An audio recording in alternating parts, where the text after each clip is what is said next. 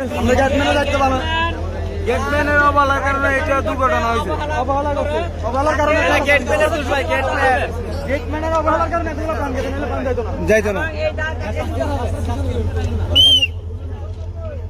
গেটম্যানকে বহন করতে হবে।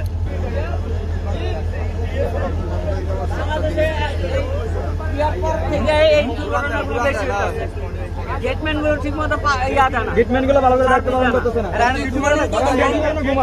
ঘুমানোর কথা এখন ঘুমায় এক ঘুমাইলে চাকরি করে কেন ঘুমায় ঘুমাইলে কেন সরকারি চাকরি আর হয়।